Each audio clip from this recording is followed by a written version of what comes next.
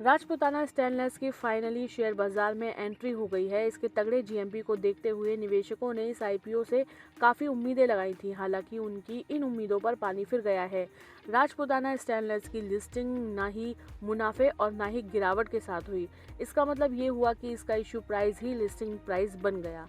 इसके साथ ही निवेशकों के हाथों में कुछ भी प्रॉफिट नहीं लगा। राजपूताना स्टेनलेस आईपीओ का इशू प्राइस 122 रुपये प्रति शेयर था। इसका मतलब है कि इतनी ही कीमत में निवेशकों ने इस आईपीओ पर अप्लाई किया। इसका लिस्टिंग प्राइस भी 122 रुपये प्रति शेयर रहा। इसका अर्थ है कि निवेशकों को लिस्टिंग से कोई मुनाफा नहीं मिला और ना ही कोई घाटा हुआ। लिस्टिंग के बाद इसके शेयरों में लगातार गिरावट देखी जा रही है। सुबह 10 बजे एनएसई पर राजपूताना स्टेनलेस के एक शेयर का प्राइस 114 रुपये चल रहा है। इसमें लगभग 8 रुपये प्रति शेयर की गिरावट है। बीएसई में इसके एक शेयर का दाम 114 रुपये चल रहा है। इसमें कुल 8 रुपये प्रति शेयर की गिरावट है। इसका लॉट साइज 110 इक्विटी शेयर्स का था।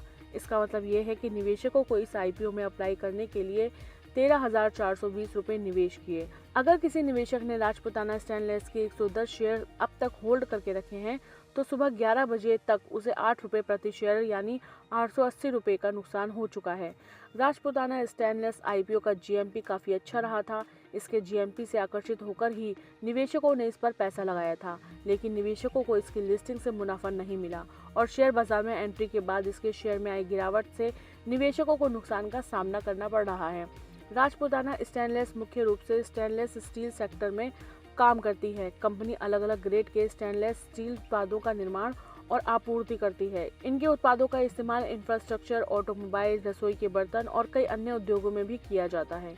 स्टेनलेस स्टील की बढ़ती मांग और सरकारी योजनाओं के चलते इस सेक्टर में अच्छी ग्रोथ की संभावनाएं हैं, लेकिन बाजार में होने वाले उतार चढ़ाव और कच्चे माल की कीमतों में बदलाव कंपनी के लिए बड़ी चुनौतियां भी हैं। राजपूताना स्टेनलेस की लिस्टिंग यह सबक देती है कि केवल जीएमपी के भरोसे निवेश करना जोखिम भरा हो सकता है। कंपनी का बिजनेस मॉडल बुनियादी तौर पर मजबूत है, लेकिन बाजार की मौजूदा अस्थिरता और कच्चे माल की कीमतों में उतार चढ़ाव ने लिस्टिंग के उत्साह को खत्म कर दिया है। जो निवेशक लंबी अवधि के लिए रुके हैं, उन्हें कंपनी के भविष्य के ऑर्डर्स और तिमाही नतीजों पर नजर रखनी चाहिए। फिलहाल शेयर अपने इश्यू प्राइस से नीचे ट्रेड कर रहा है, इसलिए नई खरीदारी करने से पहले बाजार के संभलने का इंतजार करें और एक्सपर्ट्स की सलाह जरूर लें।